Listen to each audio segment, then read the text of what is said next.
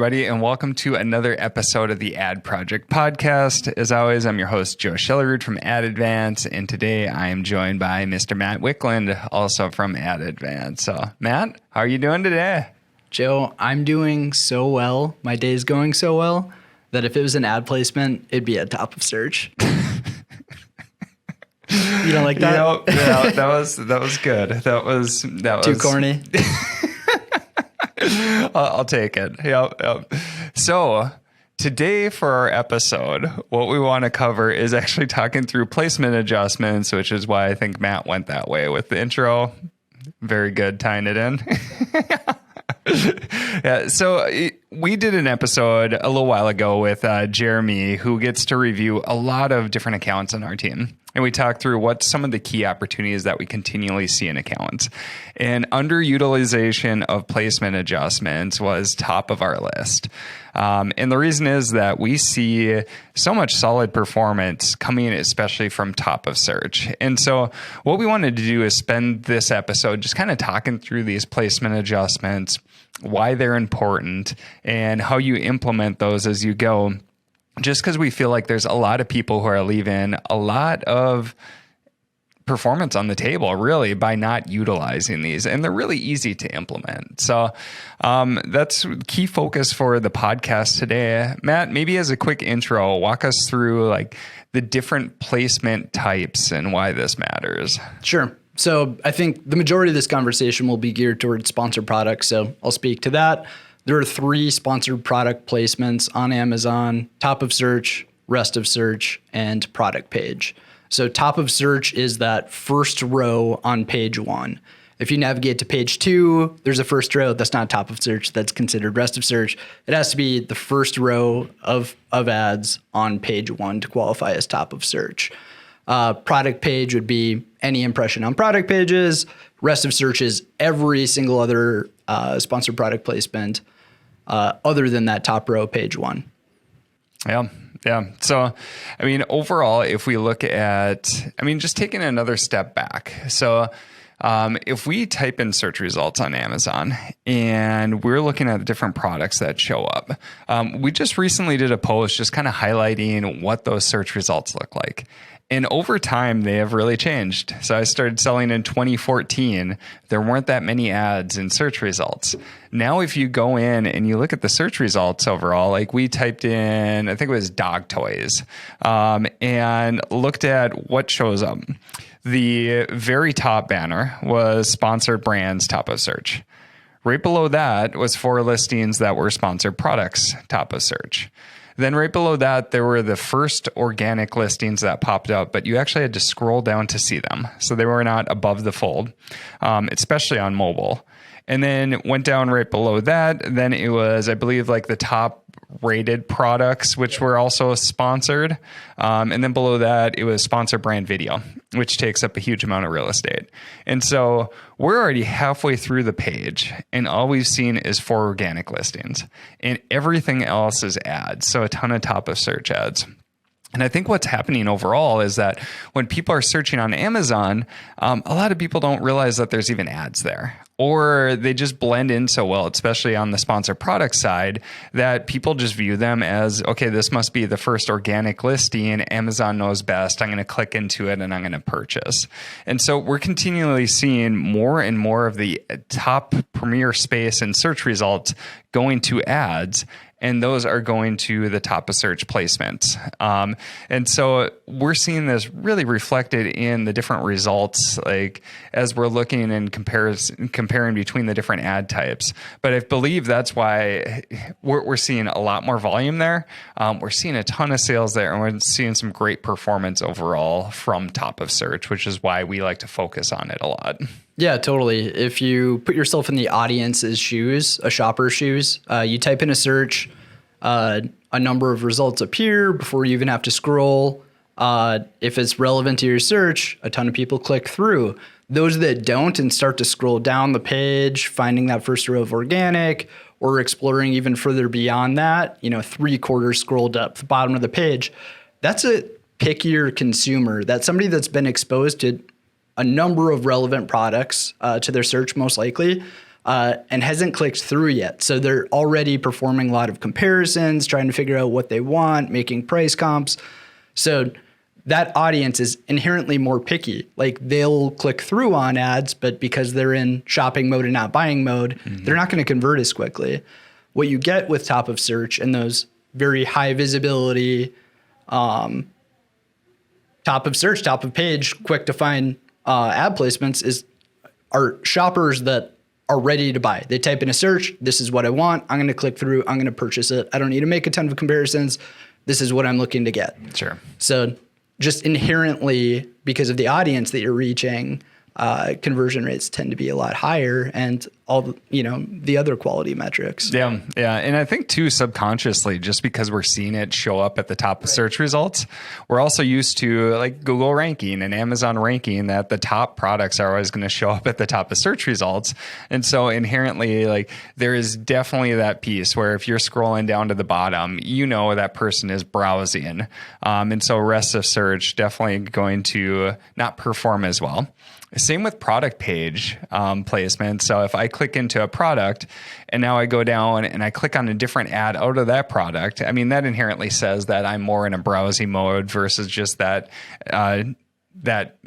like quick purchase that you may see for top of search. But then the other piece that I think that really adds to it too, is just this subconscious viewpoint that whatever shows up on top is probably going to be the best product for me. We've been trained just with the algorithms, like, Google search stats on if you're a top 1 through 3, the percentage of clicks that you get is so much higher than anything below. I think Amazon still has that too, and they're seeing it and they're allocating more of that space to ads now that takes advantage of that. I feel like that's another key piece that leads to these really solid conversion rates that we see for top of search. Yeah, and then we know consumers, the more options they're presented with, the more fatigued they get and less likely to convert too. So, sure. Yep. Yep. Yeah. And if we look at the actual results that we're seeing, so just pulling out overall top of search, from a conversion rate standpoint, we're seeing a 2 to 3x increase in conversion rate. And, just to kind of reflect on conversion rate. So it's the probability that once somebody clicks, they're going to lead to a purchase. So if we had 100 clicks and 20 led to a purchase, that's going to be a 20% conversion rate. For top of search, we can see up to like 30%. And this is on an overall average level. So really huge amounts of conversion rate going to top of search compared to like 2 to 3x less in terms of rest of search or product page. I think just really relating to some of these factors. Yeah, and that's huge. If an audience is twice as likely to click through and convert, that means you can afford to pay 2 times as much per click with your sponsored ad results or with your sponsored ad campaigns and achieve the same exact efficiency metrics, ROAS or ACOS. Yep. I think a lot of people too get hung up on, all right, well, cost per click is a lot higher for top of search and I can't afford that. But if 100 people click on your ad and 20 people make a purchase compared to 10 for the lower result, like, yes, you should be willing to pay 2 times the amount per click. And from a performance standpoint, it's going to be equivalent overall. So I wouldn't just let the viewpoint on, okay, top of search is really expensive, deter you. If top of search is not converting well and you're not able to get a good return on it, it's probably not top of search itself. It might just be an overall advertising issue that we've got, and it could tie back to the product or competition or other pieces like that too. Yeah, keyword relevancy too. Yep, for sure. If you're trying to go too general with top of search, like, yes, it can get extremely expensive, but kind of niching down on the different keywords that you're using for top of search. That's another key piece to take into account. For sure. Yep. And then one other item that I think we should talk about too is just the impact for organic rankings with top of search. So if we look at top of search, we talked about the conversion rate impacts 2 to 3 times higher with top of search versus the rest of the ad types. If we look at click-through rate, so a huge amount higher. So I mean, doing the math in my head, like at least 5 to 6 times higher than the other ad types. And so if we look at how Amazon organically ranks different products, like conversion rate and click-through rate are 2 key metrics that they're always looking at. So if somebody types in dog toys and my organic listing or my product that shows up in ads has a much higher click-through rate than a comparative product, they're probably going to say, all right, this product's more relevant. Let's rank it higher. The same for conversion rate. So once somebody clicks in, if it leads to a purchase more often, well, that's great for Amazon because they're making more sales. That's great for our customers because we're showing them a more relevant product that they're willing to buy. And that's great for us too because that's leading to more sales overall. And so these are two major flags that get incorporated into the organic rank results. And it's another key reason why we definitely want to leverage top of search as much as possible. Yeah. And order velocity or sales velocity is king for a ranking metric along with, conversion rate and CTR, like you were saying. Placement for placement, top of search drives so much volume. Every search starts with a keyword and those products are getting exposure for that keyword. It doesn't require scroll depth going to, halfway down the page before you find it. So great for driving a lot of sales volume, great in terms of conversion rate, great in terms of CTR. So when we're leveraging top of search and your competitors aren't, it just positions your product so much better comparatively when we're posting these higher conversion rates, higher sales, all that good stuff. That's the recipe to rank on Amazon. Yeah. So we've covered a lot of items on why we really like top of search placements. Walk us through how you actually implement that. And again, we'll focus more on the sponsor product side since that's going to drive the majority of our spend. But just kind of walk through how you implement and try to target more top of search placements. Yeah. So for the seller listening to this podcast episode, my recommendation for optimizing your top of search placements would be looking at the ACoS disparity between top of search, product page, rest of search. That factors in, ACoS factors in both conversion rate and CPC. So like the cost benefit analysis relative to like the higher conversion efficiency is priced into that. And so how do you get that information? How do you see it? Sure. So yeah, maybe take a step back a little bit. So we know top of search is an ad placement. We know product page is an ad placement, rest of search, but there are settings at the campaign level in your sponsored product campaigns that allow you to escalate bids for top of search or product page placements. There's no setting for rest of search. So this is a campaign level control. It applies to all the targets within your campaign. You set a value above 0, and that tells Amazon, I'm willing to pay X% more for top of search or product page placements. So it escalates your bids and allows you to be more competitive to gain those specific placements. So we know top of search converts, 2 times better on average. Let's just use that as an example. Sure. That means that you can afford to pay twice as much per click to achieve the same exact ACoS or ROAS in your campaign for top of search. So in an example like that, if you want to balance each of those placements, the performance across each of those placements, you could use 100% top of search setting, have your bids be escalated by 2x, and have equivalent ACoS across each one. Yeah. So just kind of walking through a quick example, and then we'll break it down in a little bit more detail once we start tying into like bidding types. But say my bid is set at $1. So I'm bidding up to, or my cost per click is $1, we'll just say that bid and cost per click are equivalent. Then if I put 100% top of search placement adjustment, essentially that says, all right, I'm going to add in an extra 100% to whatever bid you placed. So for that, I could bid up to $2 for top of search. And so we add in, it's a percentage that you put in for each of these adjustments. Like Matt said, you can adjust for top of search or product page placement, and then rest of search is the other one that shows up that unfortunately we can't adjust, but we can adjust the two.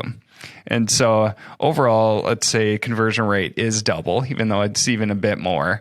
If we use 100% placement adjustment, that says that for top of search placements, we're willing to double our bids to get those placements and pay that equivalent cost per click. Yeah, exactly. Yeah. So I guess for general campaign optimization, where you're optimizing around an ACoS target, one of the key goals of that bidding by placement, that placement optimization, would be having an equivalent ACoS across each of the three placement types: top of search, product page, and rest of search. When they're balanced and they're equivalent, what that means is all of those underlying bids within your campaign are being escalated appropriately for each ad placement.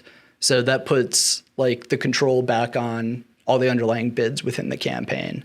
But there are some situations where you may be willing to pay an additional cost premium for top of search, and that would be when ranking or sales velocity are a key objective. So we know top of search typically converts significantly better than those other placements. We know that when conversion rate, sales velocity is higher, it benefits your organic ranking. We may be willing to spend more, proportionately more, or spend slightly less efficiently on top of search placements because of that conversion rate benefit and the ancillary benefits that it has in your account. So you wouldn't necessarily in every circumstance aim for like balanced performance, ACoS performance for each of the placements. In certain circumstances, it's top of search is really beneficial, and you just want to drive more volume there. So like you may stomach a higher ACoS for top of search because of all the other benefits and stuff. Yeah. So just to summarize, because Matt hit a couple different strategies there. So general strategy is let's try to achieve a certain ACoS target or a certain ROAS target, which are equivalent. They're just the inverse of each other. And so for this case, what we do and how we approach it is we set placement adjustments trying to balance for performance to hit those ACoS goals. And so let's say we just took over an account and they were not using placement adjustments at all. So it's set at 0 for top of search and product page. And we look and say top of search has a 10% ACoS and product page and rest of search both have a 20% ACoS. What we do is then we'd say, okay, cool, we can double our bids for top of search and still achieve the same ACoS, which is the 20% overall target. And so we'll boost up top of search by 100% and then look at the ACoS. Once we do that, now since we're bidding more, our ACoS may go up for top of search.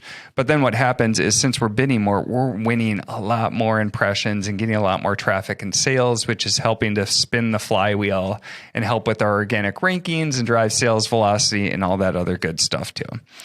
So that's the general case when we're looking at overall optimization of placement adjustments. There can be other unique strategies that we utilize where we might really focus on top of search. And those can be like for ranking strategies. So say there's a couple of keywords that we really want to own. And we know that we should be the highest performing product. We know that we should be ranked number 1. For those, what we can do is we can use an even higher adjustment for top of search to try to drive as much volume as possible, win that top spot from an advertising perspective, and then also get the conversion rate benefits by having more top of search volume going through, get the CTR or the click-through rate benefits, and then also get that sales velocity benefit. And that all helps to feed into our organic ranking and helps to beat the competition as a whole. And so for those, we may be even boost above, like, so say in the last case, we put 100% adjustment. Maybe we go for 200% for this one because we want to focus the majority of our spend on top of search, which is going to have the highest impact to our ranking. And so there's a lot of different strategies that you can implement to take top of search into account. And we look at each of these strategies individually and how we modify the placement adjustments changes. Overall, though, for our general structures, what we want to do is balance performance based off of the placement adjustments. And then we use bids kind of to steer the ship overall for the underlying targets and their performance. Yeah. So we mentioned ranking campaigns. Another example that may be a bit unique where we'd go heavier with top of search would be brand defense. Sure. So those placements are incredibly valuable. Those top of search placements are going to be where you lose the majority of your business if you're not defending those placements. Yeah. And for those who aren't familiar with brand defense, it's really, we're bidding for our own brand and trying to kick off the competition to make sure that they're not trying to poach our customers. So if they type in our brand, we want to make sure that we own those top spots. So all they see are our ads, our placements, and they go through with purchasing our products. Yeah, for sure. In terms of optimization, there are a couple other wrinkles that I think are worth mentioning. Sure. Campaign bidding strategies, Yep. and then also target consistency within campaigns. Sure. So I think campaign bidding strategy is simpler place to start. So for a sponsored product campaign, you have 3 bidding strategies to choose from: dynamic down only, fixed bids, and dynamic up and down. So if we're talking like ranking campaigns and brand defense where it's like, hey, top of search or bust, we want these placements, I'd recommend using fixed bid strategies. The key reason for that, dynamic up and down and dynamic down, Amazon can choose to decrease your bid if they feel like the likelihood of a conversion is less. Fixed bid, you're saying, this is the price I want to pay, don't dynamically reduce my bid. So how this ties into placement settings is Amazon could dynamically reduce your bid and then apply your placement setting, and it's not near the level to gain top of search impressions. So by using fixed bids, Amazon won't ratchet down bids. It helps you ensure you get the top of search placement. Yep. And just quick note, like using fixed bids, it's still a second price auction. Like if I bid $1, I'm not paying $1 no matter what. It's not fixed price. You'll still pay 92 cents if the next highest bidder is 91 cents, for example. How about dynamic up and down or dynamic down? What do you have to say about those with placement settings? Yeah. So like Matt said, fixed bids are great for areas where we know we want to own those top of search placements. For other campaigns where we're really focused on, say, trying to achieve an ACoS target overall, we use dynamic down quite a bit. And so it's an extra layer that Amazon can provide some guidance, and based off of the conversion rates that they're seeing and everything, they can reduce bids down a bit. And that's a nice safe option that we like to use quite a bit. Fixed bids are great for general strategies. Dynamic down is a great strategy overall to make sure that, all right, we're achieving our targets. Amazon has some control to dynamically reduce them, but it can't dynamically increase them. For dynamic up and down, we don't use that very much. And the key reason is that we're giving a lot of control to Amazon, especially on the upper bound for spend. So for instance, we'll just go back to the example that we had previously, where we'll say that we're bidding $1 for our product. And if we have dynamic up and down, now what Amazon can do is they can say, okay, we think you're going to convert really well for this product. So they can increase my bid up to 100% higher. And so my $1 bid can now become $2.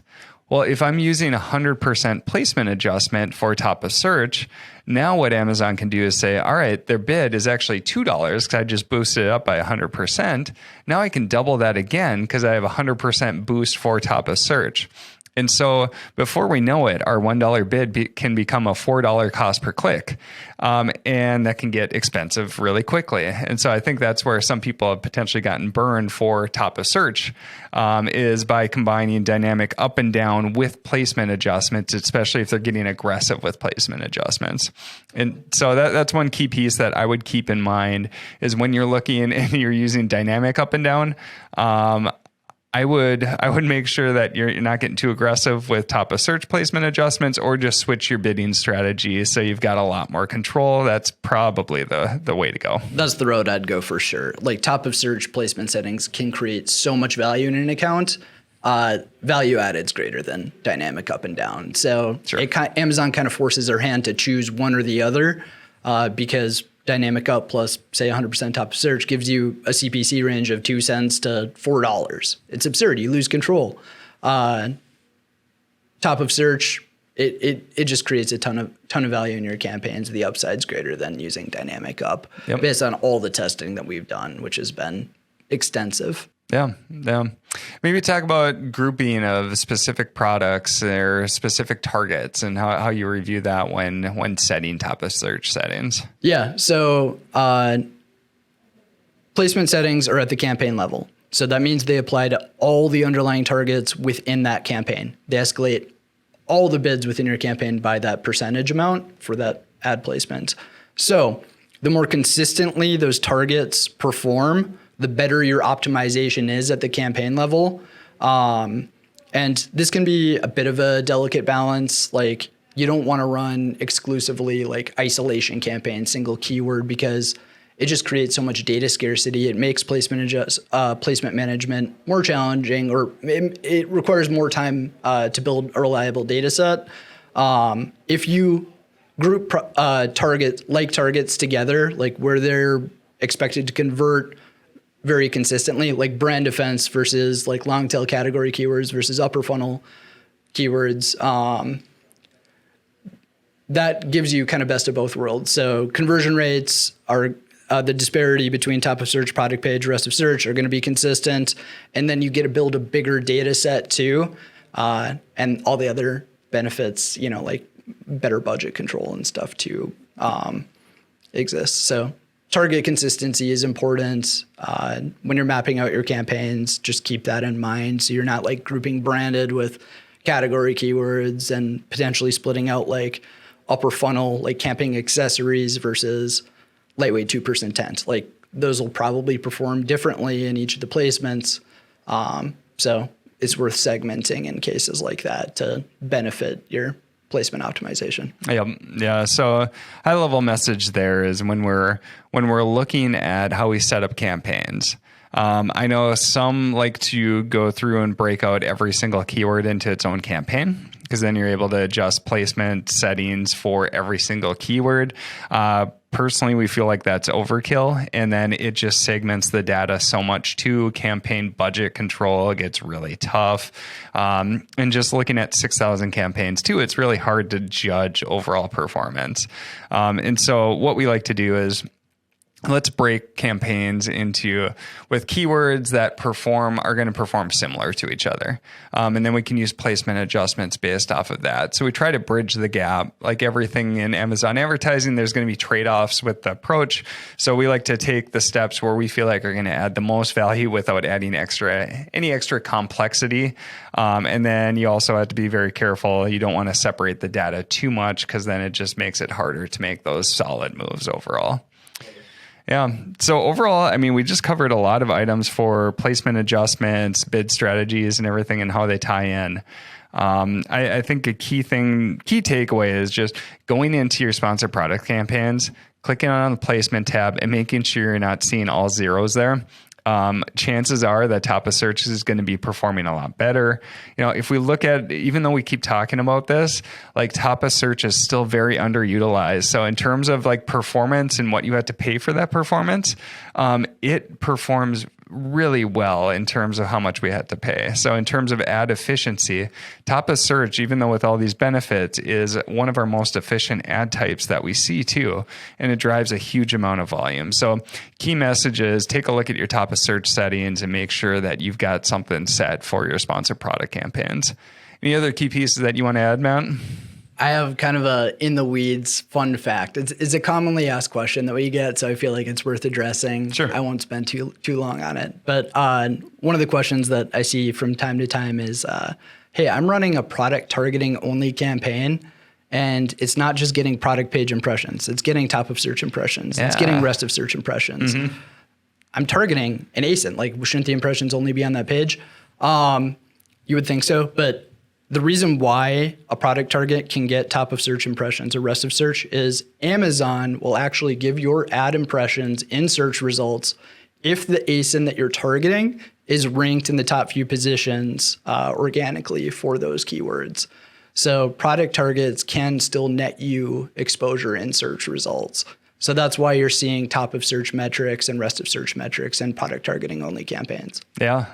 Love that, because we've gotten that question and we initially asked the exact same thing. Yeah. So very cool. So overall, again, take a look at your placement adjustment settings for sponsored products. Make sure you've got something there. And then as you're optimizing it, you can start with a smaller adjustment. If you are still seeing favorable performance, start increasing that as you go. But this is a key item that we see consistently being underutilized. So key takeaway, make sure you take a look, click on the placement tab under sponsored products campaigns and check that out.